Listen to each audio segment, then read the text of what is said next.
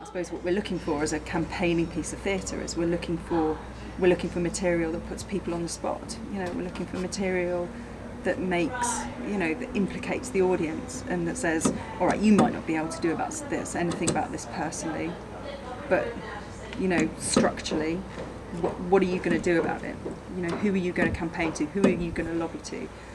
You know, and I think that political theatre is just tasked with this sort of, if there's not revolution in the streets, then political theatre doesn't, create change.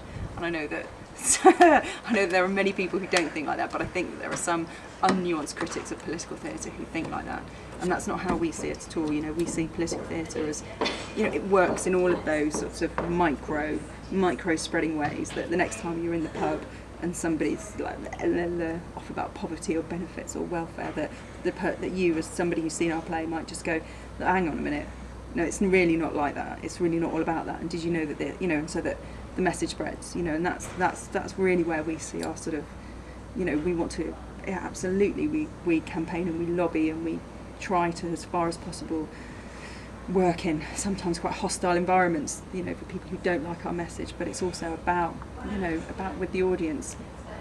Yeah, some of them might be the leftish switched on people. Some of them might be, singing to the choir or preaching. So what is the metaphor? I don't know.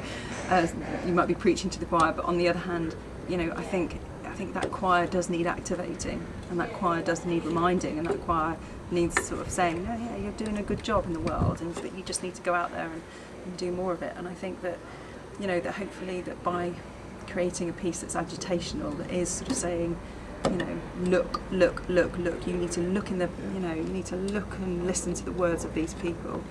And this is the shit that they face every day, and the tiny, small things, the small bits of hope that they all described to me when I was taking those interviews, like tiny things like, I want to be able to go swimming, or I want to be able to buy my son's toy, just shit that, so many of us would just go, yeah, no, fine, just take it for granted, and we do it as peace. And for this, it was like their 2-weekly treat, and it was being taken away, and I just, and I suppose, yeah, it's sort of having people play those thoughts and those circumstances out before an audience, that then makes the audience, think about the way that they vote, or think about the way that they lobby their MP, or think about the way that they talk about their neighbours, and think about the way that they don't get involved in divisive politics, and that they don't get, they don't buy the bullshit line about,